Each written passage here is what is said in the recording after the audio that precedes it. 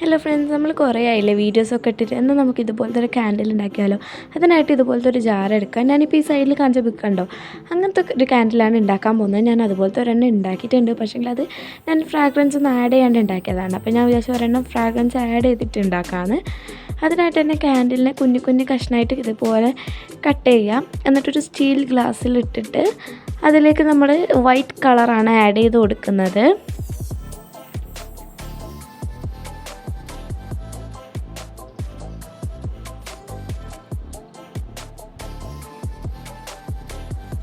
എന്നിട്ട് ഫ്രാഗ്രൻസിന് വേണ്ടി ഞാൻ ഫ്ലോർ ക്ലീനറാണ് ഒഴിച്ചു കൊടുക്കുന്നത്.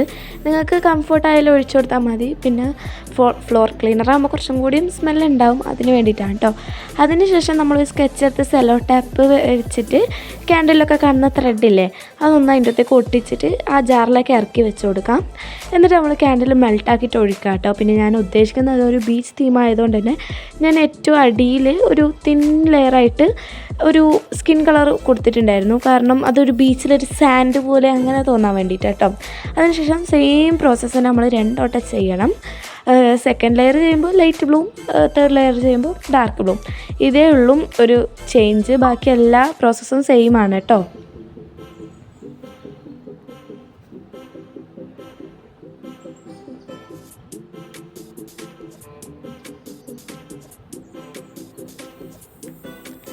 പിന്നെ നമ്മൾ ഈ സെക്കൻഡ് ലെയറും തേർഡ് ലെയറും ഒക്കെ ഒഴിക്കുന്ന സമയത്ത് നമ്മൾ ശ്രദ്ധിക്കേണ്ട ഒരു കാര്യം എന്താ വെച്ചിട്ടുണ്ടെങ്കിൽ, അത് നല്ലോണം ഡ്രൈ ആയി ഉറച്ചു എന്നുള്ള ഉറപ്പ് വരുത്തിയിട്ടില്ല എന്നുണ്ടെങ്കിൽ എല്ലാം കൂടി ഒന്നിച്ച് മിക്സ് ആകും കേട്ടോ. പിന്നെ നമ്മൾ ചെയ്യുമ്പോൾ വേറെ ഒരു കാര്യം ശ്രദ്ധിക്കണം.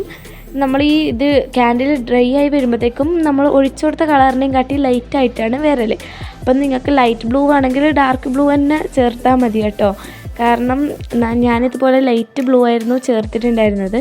പക്ഷേ അത് നല്ലോണം ലൈറ്റായി പോയിട്ടുണ്ട്. അതുകൊണ്ട് തന്നെ ചെയ്യുന്ന സമയത്ത് ലൈറ്റ് ബ്ലൂ ആണെങ്കിൽ ഡാർക്ക് ബ്ലൂ ആഡ് ചെയ്ത് കൊടുത്താൽ മതി. കാരണം അത് ഉറച്ച് വരുമ്പോഴത്തേക്കും കളറ് നല്ലോണം ചേഞ്ച് ആവുന്നുണ്ട്.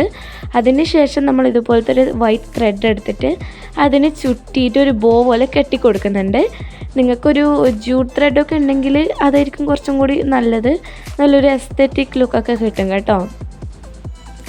നിങ്ങൾക്ക് ഇതുപോലെ വേണ്ടാന്നുണ്ടെങ്കിൽ ജസ്റ്റ് ഒരു കുഞ്ഞി ബോ ഉണ്ടാക്കിയിട്ട് നടുക്ക് ഒട്ടിച്ചു കൊടുത്താലും മതി കേട്ടോ.